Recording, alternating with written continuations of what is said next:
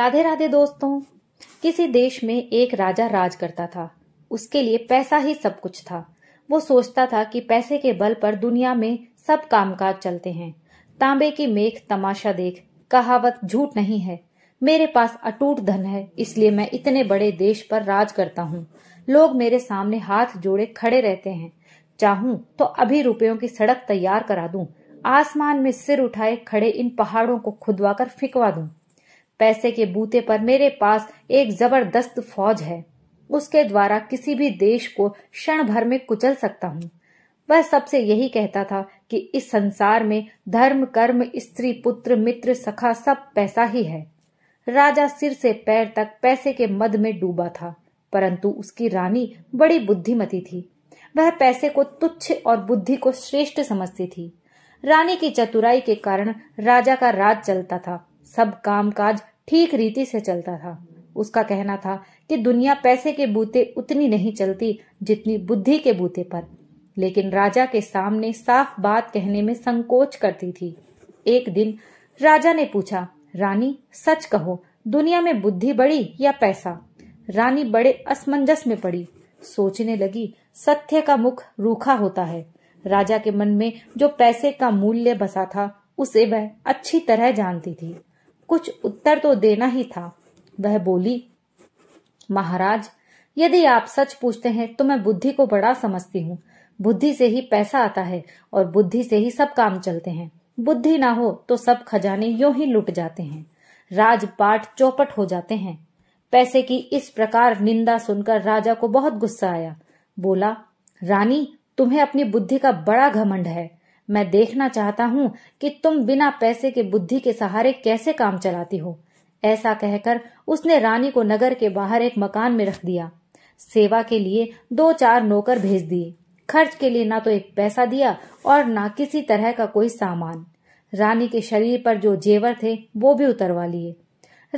रानी मन ही मन कहने लगी कि मैं एक दिन राजा को दिखा दूंगी कि संसार में बुद्धि भी कोई चीज है, पैसा ही सब कुछ नहीं है। नए मकान में पहुंचकर रानी ने नौकर द्वारा कुम्हार के अवे से 2 ईंटें मंगवाईं और उन्हें सफेद कपड़े में लपेटकर ऊपर से अपने नाम की मोहर लगा दी। फिर नौकर को बुलाकर कहा, तुम मेरी इस धरोहर को धन्नू सेठ के घर ले जाओ। कहना, रानी ने ये धरोहर भेजी है, 10,000 रुपए मंगाए हैं। कुछ दिनों में तुम्हारा रुपया सूद समेत लौटा दिया जाएगा और धरोहर वापस कर ली जाएगी। नौकर सेठ के यहाँ पहुंचा। धरोहर पर रानी के नाम की मुहर देखकर सेठ समझा कि इसमें कोई कीमती जेवर होंगे। उसने 10,000 रुपए नौकर को चुपचाप दे दिए। रुपया लेकर नौकर रानी के पास आ गया। रानी ने इन रुपयों से व्यापार शुरू किया। नौकर चाकर लगा दिए। रानी देख रेख करने लगी। थोड़े ही दिनों में उसने इतना पैसा पैदा कर लिया कि सेठ का रुपया चुक गया और काफी पैसा बच गया। इस रुपए से उसने गरीबों के लिए मुफ्त दवाखाना, पाठशाला और अनाथालय खुलवा दिए। चारों ओर रानी की जय जयकार होने लगी। शहर के बाहर रानी के मकान के आसपास बहुत से मकान बन गए और वहां अच्छी रौनक रहने लगी। इधर रानी के चले जाने पर राजा अकेला रह गया। रानी थी तब वह मौके के कामों को संभाल लेती थी। राजकाज में उचित सलाह देती थी। धूर्तों की दाल उसके सामने नहीं गलने पाती थी। अब उसके चले जाने पर धूर्तों की बनाई। धूर्त लोग आकर राजा को लूटने लगे। अंधेर गर्दी बढ़ गई। नतीजा ये हुआ कि थोड़े ही दिनों में खजाना खाली हो गया। स्वार्थी कर्मचारी राज्य की सब आमदनी हड़प जाते थे। अब नौकरों का वेतन चुकाना कठिन हो गया। राज्य की ऐसी दशा देख राजा घबरा गया। वो अपना मन बहलाने के लिए राजकाज मंत्रियों को सौंपकर देशाटन के लिए निकल पड़ा। जाते समय नगर के बाहर ही उसे कुछ ठग मिले। उनमें से एक काना आदमी राजा के पास आकर बोला, महाराज, मेरी आंख आपके यहाँ 2,000 में गिरवी रखी है। अब वो वादा पूरा हो चुका है। आप अपने पैसे वापस लीजिए और मुझे मेरी आंख वापस कीजिए। राजा बोला, भाई, मेरे पास किसी की आंख वांख नहीं है। तुम मंत्री के पास जाकर पूछो। ठग बोला, महाराज, मैं मंत्री को क्या जानूं? मैंने तो आपके पास आंख गिरवी रखी थी। आप ही मेरी आंखें दें। जब बाढ़ की फसल खाने लगी तब रक्षा का क्या उपाय? आप राजा हैं। जब आप इंसाफ ना करेंगे तो दूसरा कौन करेगा? आप मेरी आंख ना देंगे तो आपकी बड़ी बदनामी होगी। राजा बड़ा परेशान हुआ। बदनामी से बचने के लिए उसने जैसे तैसे 4,000 रुपए देकर उसे विदा किया। कुछ दूर आगे चला कि एक बूचा आदमी उसके सामने आकर खड़ा हो गया। पहले के समान वो भी कहने लगा, महाराज, मेरा एक कान आपके यहाँ गिरवी रखा था, रुपया लेकर मेरा कान मुझे वापस कीजिए। राजा ने उसे भी रुपया देकर विदा किया। इस प्रकार रास्ते में कई ठग आए और राजा से रुपए ऐंठ कर चले गए। जो कुछ रुपया पैसा साथ लाए थे वो ठगों ने लूट लिया। वो खाली हाथ कुमारी चौबोली के देश में पहुंचा। कुमारी चौबोली उस देश की राजकन्या थी। उसका प्रण था कि जो आदमी मुझे जुए में हरा देगा उसी के साथ विवाह करूंगी। राजकुमारी बहुत सुंदर थी। दूर दूर के लोग उसके साथ जुआ खेलने आते थे और हार कर जेल की हवा खाते थे। सैकड़ों राजकुमार जेल में पड़े थे। मुसीबत के मारे ये राजा साहब भी उसी देश में आ पहुंचे। चौबोली की सुंदरता की खबर उनके कानों में पड़ी तो उनके मुंह में पानी भर आया। उनकी इच्छा उसके साथ विवाह करने की हुई। राजकुमारी ने महल से कुछ दूरी पर एक बंगला बनवा दिया था। विवाह की इच्छा से आने वाले लोग इसी बंगले में ठहरते थे। राजा भी उस बंगले में जा पहुंचा। पहरेदार ने तुरंत बेटी को खबर दी। थोड़ी देर बाद एक तोता उड़कर आया और राजा की वहां पर बैठ गया। उसके गले में एक चिट्ठी बांध दी जिसमें विवाह की शर्तें लिखी थी। अंत में यह भी लिखा था कि यदि तुम जुए में हार गए तो तुम्हें जेल की हवा खानी पड़ेगी। राजा ने चिट्ठी पढ़कर जेब में रख ली। थोड़ी देर बाद राजा को राजकुमारी के महल में बुलाया गया। जुआ शुरू हुआ और राजा हार गया। शर्त के अनुसार वह जेल भेज दिया गया। राजा की हालत बिगड़ने और नगर छोड़कर चले जाने का समाचार जब रानी को मालूम हुआ तो उसे बहुत दुख हुआ। राजा का पता लगाने वो भी परदेश को निकली। कुछ ही दूर चली थी कि वही पुराने ठग फिर आ गए। सबसे पहले वही काना आया। कहने लगा, रानी साहब, आपके पास मेरी आंख 2,000 में गिरवी रखी थी। आप अपना रुपया वापस लेकर मेरी आंख वापस दीजिए। रानी बोली, बहुत ठीक, मेरे पास बहुत से लोगों की आंखें गिरवी रखी हैं, उन्हीं में तुम्हारी भी होगी। एक काम करो, तुम अपनी दूसरी आंख निकालकर मुझे दो। उसके तोल की जो आंख होगी वह तुम्हें दे दी जाएगी। रानी का जवाब सुनकर ठग की तो जैसे नानी मर गई। वो बहुत घबराया। रानी बोली, देर मत करो, दूसरी आंख जल्दी निकालो, उसी के तोल की आंख दे दी जाएगी। ठग हाथ पैर जोड़कर माफी मांगने लगा। बोला, सरकार, मुझे आंख वांख कुछ नहीं चाहिए, मुझे जाने की आज्ञा दीजिए। रानी बोली, नहीं, मैं किसी की धरोहर अपने पास रखना उचित नहीं समझती। तुम जल्दी अपनी आंख निकालकर मुझे दो, नहीं तो सिपाहियों से कहकर निकलवा लूंगी। अंत में ठग ने विनती करके 4,000 रुपया देकर अपनी जान बचाई। यही हाल बूचे का हुआ।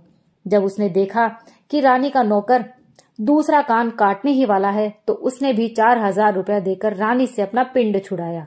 ठगों से निपटकर रानी आगे बढ़ी और पता लगाते लगाते कुमारी चौबोली के देश में जा पहुंची।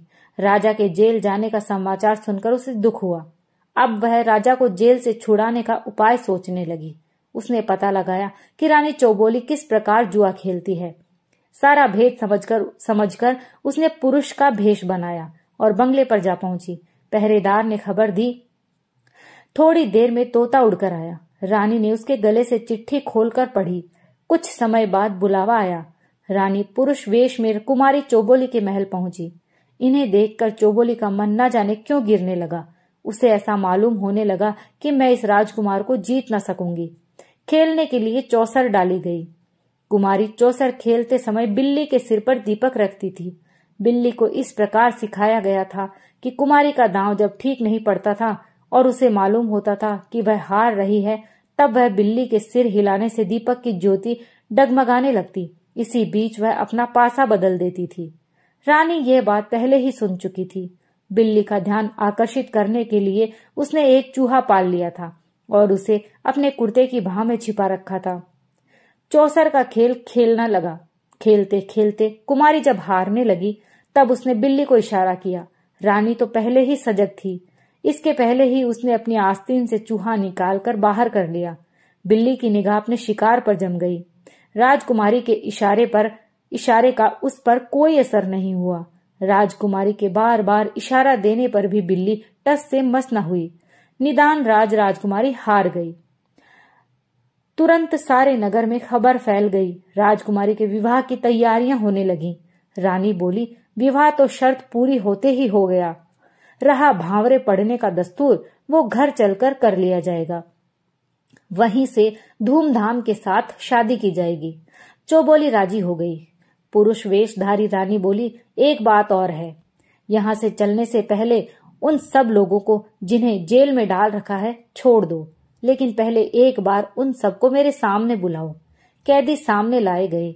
हर एक कैदी की नाक छेद कर कौड़ी पहनाई गई थी। सबके हाथ में कोल्हू हाँकने की हकनी और गले में चमड़े का खलीता पड़ा था। इस खलीते में उनके खाने के लिए खाली रखी जाती थी। खलीते पर हर कैदी का नाम दर्ज था। इन्हीं कैदियों के बीच रानी के पति राजा साहब भी थे। रानी ने जब उनकी दशा देखी तो उसका जी भर आया। उसने अपने मन के भाव को तुरंत छिपा लिया। सब कैदियों की नाक से कौड़ी निकाली गई। नाई बुलाकर हजामत बनवाई गई। अच्छे कपड़े पहनाकर उत्तम भोजन करा के उनको छुट्टी दे दी गई। राजा ने राजकुमार की जय बोलकर सीधी घर की राह पकड़ी। दूसरे दिन सवेरे रानी राजकुमारी चौबोली को विदा कराकर हाथी, घोड़े, दास, दासी और धन दहेज के साथ अपने नगर को चली। रानी पुरुष वेश में घोड़े पर बैठी आगे आगे चल रही थी और पीछे पीछे चौबोली की पालकी चल रही थी।